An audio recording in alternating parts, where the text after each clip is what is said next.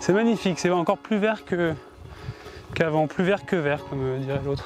Il y a de l'espace, on a une ambiance aérienne, c'est vraiment ce que je préfère. Hein. Une vue à 360, encore une fois, on est légèrement en hauteur, là c'est le pied. Hein. Les portes sont grandes ouvertes. Hein.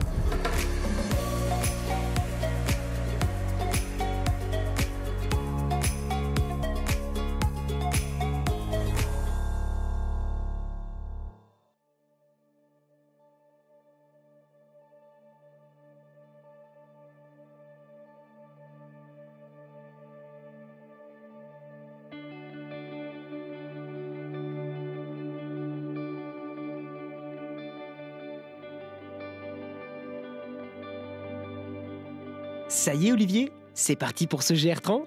Ah oui, on est bien arrivé en Auvergne.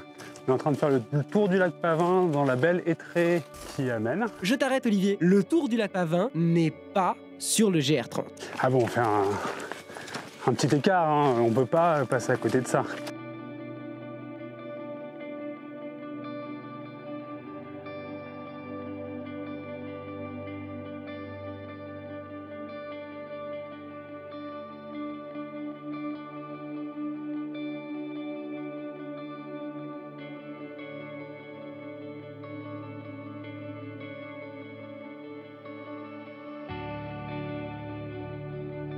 Bienvenue sur le GR30, le tour des lacs d'Auvergne et volcans d'Auvergne. Alors le GR30, c'est un itinéraire de 198 km en boucle qui part de la Bourboule et qui revient effectivement à la Bourboule en passant par ici justement.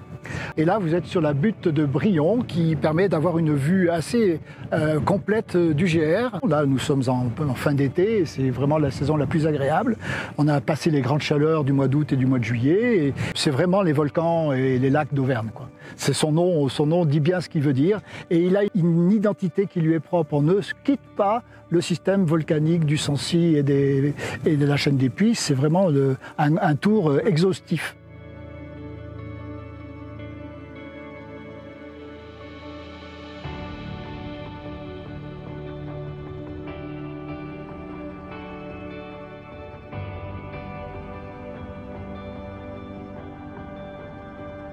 Le Césalier, on le surnomme ici rien de moins que la Petite Mongolie. C'est un plateau basaltique de près de 500 km², particulièrement connu ici pour être une importante terre d'estive pour les vaches. Fin d'étape à la Godivelle. Olivier, comment ça s'est passé d'ailleurs l'hébergement sur ce GR30? Un accueil remarquable avec des produits de qualité. On dirait que c'est un maître mot partout en France, mais ça se confirme ici en Auvergne. Donc la truffade, évidemment, des proportions qui sont parfaites pour les randonneurs un peu partout.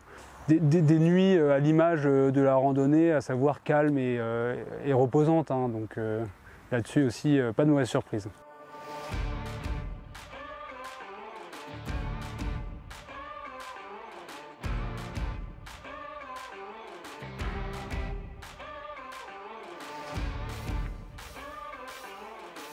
On quitte le Césalier là, hein? Et ça a l'air de bien évoluer encore là, niveau paysage, non? Comme je te le disais, c'est dégagé, donc on voit loin. On s'est baladé ce matin dans des estives, au départ de la Godivelle jusqu'à Estinchal. Et là, en redescendant un peu, on arrive plus dans une zone qui est toujours vallonnée, mais avec un peu plus d'arbres, une couverture forestière plus importante. Un peu plus d'ombre aussi, ce qui n'est pas désagréable. Et l'objectif du Sancy? Et l'objectif du Sancy, c'est vrai qu'on voit toujours en toile de fond le Sancy là, qui nous appelle. Hein. Il t'attend! Il nous attend, allons-y!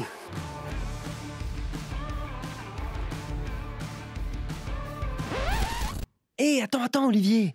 On n'est plus sur le GR30 là! Oui, tu as raison, on est sur le GR4, c'est inscrit dans le topo, c'est une variante. Ça permet d'aller plus vite au puits de Sancy. Ah, tu m'en diras tant. Je suis rassuré alors.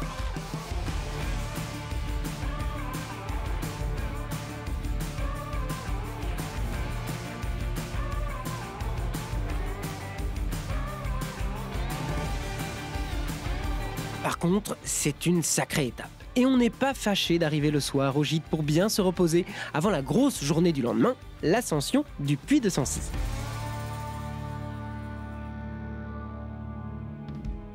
Dernier jour en Auvergne. Et là, le puits de Sancy à 8 km, on y arrive.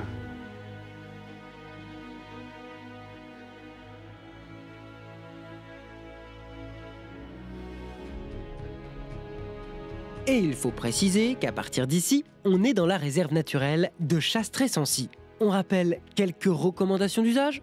Tout randonneur qui arrive sur les itinéraires de randonnée, sur les itinéraires GR30 par exemple, c'est de rester sur les chemins afin d'éviter de créer d'autres sentes pour aussi préserver la faune et la flore.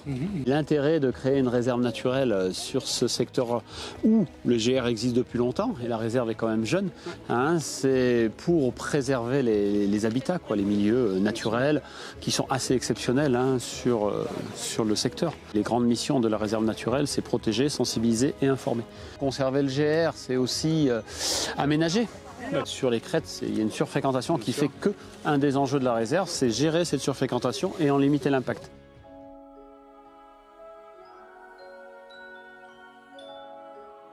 Allez, courage Olivier, plus que quelques mètres et tu seras au sommet.